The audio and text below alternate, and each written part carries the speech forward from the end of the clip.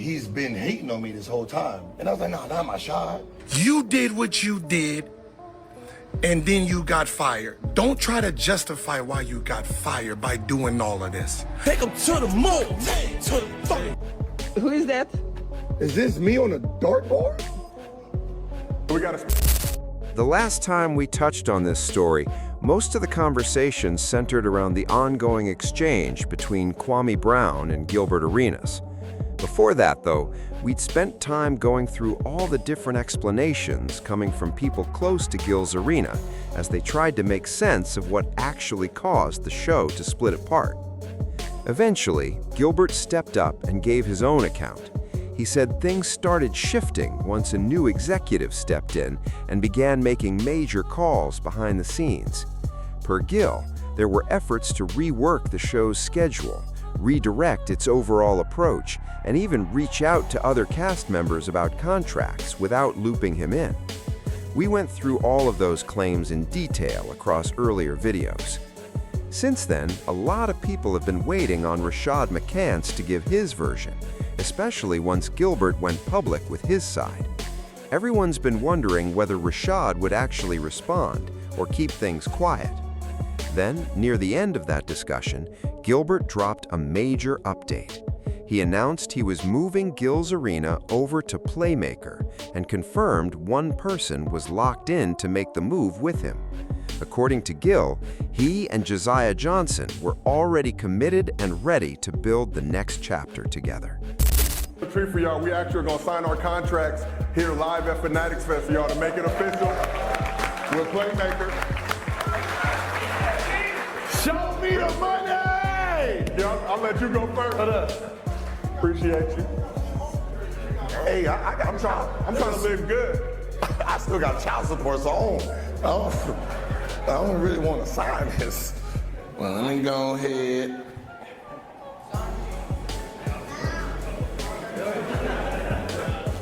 Y'all already trying to hustle for jobs. I like it out here. All right, well, let me see. Let me make sure we similar.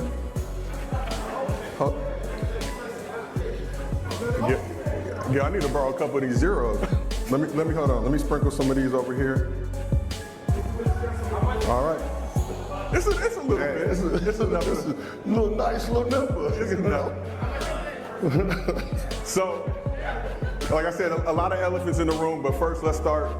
So we got the show over at Playmaker, but everybody wants to know, Gil, they've been asking everybody on the internet, on Twitter, Instagram, who on the cast is coming with you to this new old version of Gil's Arena?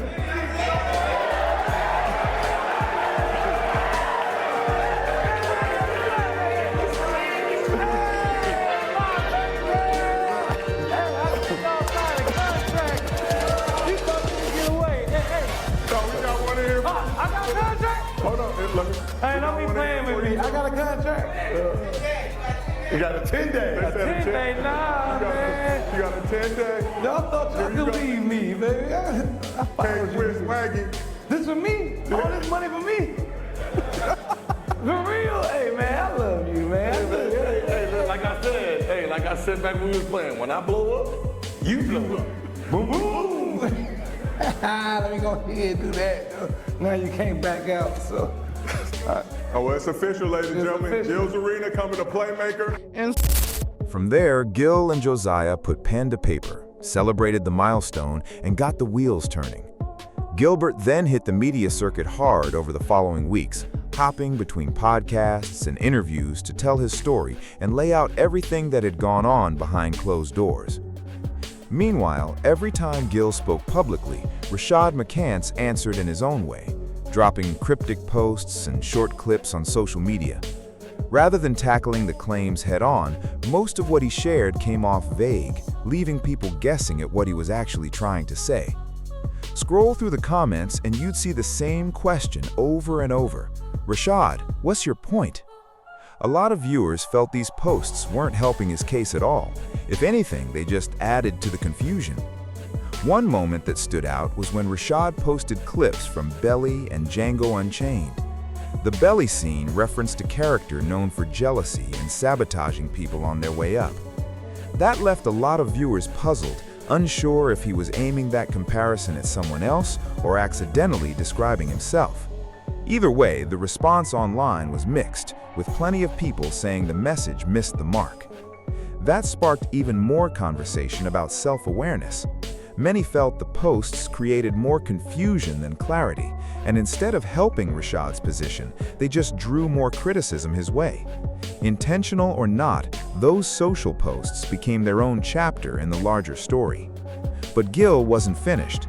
He came back with another statement, pushing back on Rashad's comments and making clear he wasn't taking the blame for choices he believed Rashad made on his own. Per Gilbert, when the new executive first came aboard, Rashad was actually one of the names the company wanted to cut early in the season. Gil says he and Josiah Johnson fought for him, even though it put them in direct conflict with management. He maintains he was trying to hold the group together and find a solution that worked for everyone on the Gil's Arena couch, instead of letting things collapse. Beginning of this, to Tim, right? That's who gave you this. You is delusional. They say Rashad got his receipts. Say Rashad outside. Oh my God, you house nigga. Oh, Rashad, no, you erased it, boy. These are your receipts, boy.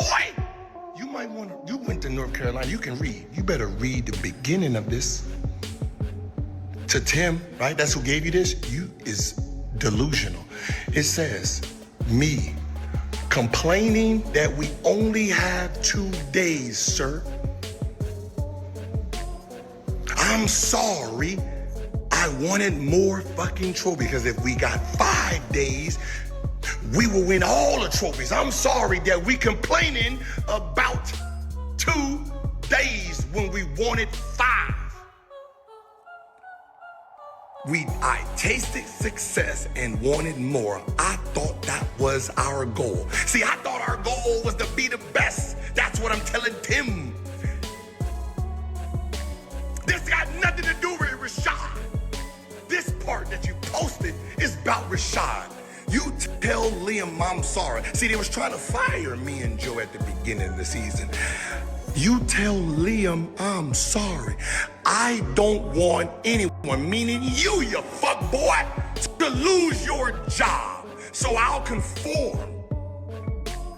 Over my bad decision, I'll push Underdog more, meaning at the moment in time, I wasn't collabing on posters anymore.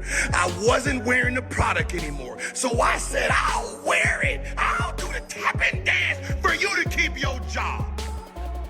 And everybody else in the studio. Because if I left, quit, or got fired, remember, you gotta get the fuck out of my house. And then all the rules that I have inside my contract kicks in. Meaning Gil's Arena shut down, now you gotta create another. You see, I was conforming for you. This tells everybody the fact that you will post this that has nothing to do with you, which was for you, lets all of us know how you did pick a side and you chose them over us. This was about us having 5 days because we wasn't happy with 2 and they wanted to fire. You're gonna need some milk. That was easy. What seemed to sting Gilbert the most, by his account, was what he saw as Rashad turning on him publicly. From Gil's side, after everything he claims he did to fight for Rashad's spot, watching those comments play out in front of a national audience felt like a genuine betrayal. Gil also shot down the idea that he was the one who brought Skip Bayless onto the show. Some of what he posted afterward wasn't the easiest to follow, and a few details stayed murky. Still, the overall timeline he laid out across his interviews stayed pretty consistent. By Gilbert's telling, when the new executive arrived at the start of the season, Rashad was initially on the list of people management wanted gone. Gil says he and Josiah Johnson pushed back hard and refused to sign off on that. Instead of cutting people, Gil claims the company scaled back the production schedule instead. He said he wanted the show airing 5 days a week, but management trimmed it down to 2. He also mentioned that Skip Bayless was reportedly compensated for 4 days of work, with an extra Friday appearance tacked onto the deal. These were among the business decisions Gil pointed to when explaining why his relationship with the company eventually fell apart. Stop. I do not want to embarrass you. I don't know why you keep putting your fucking self in it. Listen, you did what you did, and then you got fired. Don't try to justify why you got fired by doing all of this. Skip was never there to replace you, not on my watch. We were a basketball podcast. I brung Skip for football, hence why he was never on the show during basketball season until the football ended. There's a reason they turned their back on me, because they was paying Skip 4 days. You know what fucking 4 days mean? 3 football days, 1 basketball day. We only had 2 basketball days, so that means your punk ass was out. And I was standing on business, so they turned on me. And then what did they do? They went to your soft ass and put you on the football show. And you want to tap dance on the football show, which then opened the gate for them to be on the basketball show. Now, did they do the basketball show with Skip on Wednesday and Thursday? No, because I wouldn't have been on that show. They did it on Friday. They brung your punk ass on a Friday to do Gilbert Arenas, which opened it up. Now, can you please shut the fuck up? Because if I go live, you will look bad, sir. I know what you did in Arizona, sir. You didn't look good. At the end of the day, a lot of this boils down to contracts, negotiations, and internal company decisions that happened out of public view. Unless everyone involved decides to lay it all out, we probably won't ever get the full picture of what really went down inside Gil's arena. Too much of it happened behind closed doors. As for the falling out between Gilbert Arenas and Rashad McCants, it's understandable why both sides feel the way they do. Like I've said before, and plenty of others have echoed the same point, you can't take anyone's account at face value as the entire truth. Most people naturally shape their story to put themselves in the best light. Few are eager to point out their own missteps. Because of that, certain details might get emphasized while others quietly get left out. We really don't know what's been exaggerated or what's been left unsaid. It's worth remembering we're only getting fragments of the story from each side. That said, once Rashad posted those messages, Gilbert fired back again without holding anything back. In his latest comments, Gil leaned into his usual style, joking around with the audience and saying fans in his chat had told him Rashad wasn't just taking shots now, he'd apparently been sitting on resentment for a while. Gil even floated the idea, based on what fans were telling him, that the frustration had been simmering long before this all became public. Huh? What you doing? I'm watching old footage. Someone told me from their chat to look at this video because they said he's been hating on me this whole time. And I was like, nah, not my shot. And I was like, nah, watch the video. So I'm watching the video. So that's what I'm doing right now. Okay, let's see. Wait. Wait. You ain't got that in your hand. Who is that? Is this me on a dartboard? Maybe I think it's you. Wait, is this what they were talking about? Me on a dartboard. That's the dungeon. Stephen A. Wait. You got a problem with Stephen A. Smith? How am I the main target? How is me, your man's, the main target with darts on his head? You got LeBron James. You hate LeBron James. But why LeBron James right here? I'm your man, and this is where we are. This is a year and a half ago. We just renegotiated your contract. You got more money. This is what you're doing. Then, Gilbert walks outside to his court, pulls up the big screen, throws on what looks like a detective's trench coat, and starts combing through old footage like he's cracking a case. He's scanning through clips, and then he lands on one where Rashad McCants had photoshopped Gilbert's face onto a dartboard. Darts stuck right in it. At that point, Gil's basically saying, so this has been brewing for a while, huh? He claims the clip dated back about a year and a half, and his reaction was something like, "We got you more money after this, and this is how you actually felt the whole time?" Honestly, one thing that stood out to me is just how odd Rashad's responses have been. Rather than promoting anything new or teasing his next move, most of what he's posted has focused on people trying to paint him as the villain. Gil, meanwhile, has been out there actively hyping up his new show, two completely different playbooks. Then Rashad posted another image, except this one wasn't of himself, it was Kobe Bryant. Rashad has talked before as if he and Kobe were genuinely close, framing it like Kobe mentored him or looked out for him personally. The issue is, most fans can't recall any public evidence of a real connection between Kobe Bryant and Rashad McCants that lines up with how Rashad describes it. And since Kobe isn't here to confirm or deny any of it, people naturally start questioning why he keeps invoking his name. From there, Gil decided to take it up a notch. In basketball, people always talk about grabbing the brooms for a sweep. Gil joked he wasn't bringing a broom, he was bringing a shovel. That's when he doubled down on the Cemetery Larry nickname and made it clear he felt like he'd won this one decisively. So at this point, the whole saga has dragged on way longer than most people expected. Gil's new show is almost here, but another development just surfaced that could shake up the bigger picture. Reports surfaced that Britain's IG Group agreed to acquire Underdog for up to $1.3 billion, roughly $1.1 billion up front, plus an additional earnout of around $200 million for shareholders.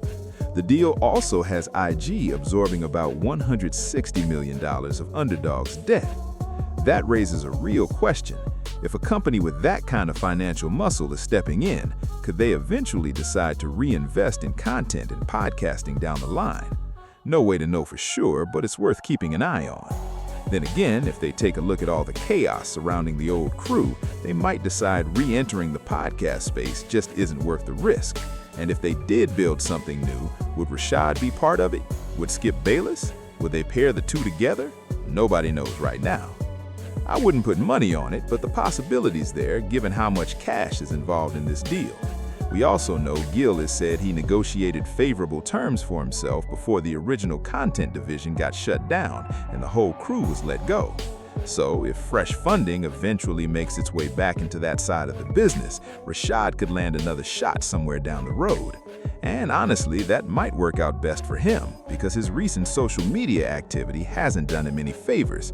A lot of fans feel like the jabs haven't landed, the jokes haven't hit, and he's misread the room throughout this entire situation. One of Rashad's main defenses has been that he was simply playing the contrarian on Gil's arena, arguing certain positions just to spark debate and keep the show entertaining. If that's actually true, the Cemetery Larry persona might have been a bit more than something he genuinely believed. That's part of why I'm not convinced Gil was ever truly threatened by Rashad stealing his spotlight on the couch. Fans mostly saw Rashad as the guy delivering the opposite take, not the one steering the ship. To me, this whole thing reads like a serious miscalculation. If Gil's version holds up and Rashad had already gotten a raise before this new negotiation started, staying put and building from there might have been the smarter play. But that's how it goes in business sometimes. Someone goes chasing a bigger piece of the pie and ends up discovering there was a worm in the apple the whole time.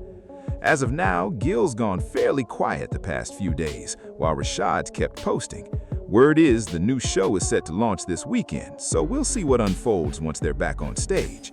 If anything major breaks before then, we'll cover it. And once the new show goes live, I'd bet there's at least a few more jabs thrown about this whole saga. Until then, that's where things stand.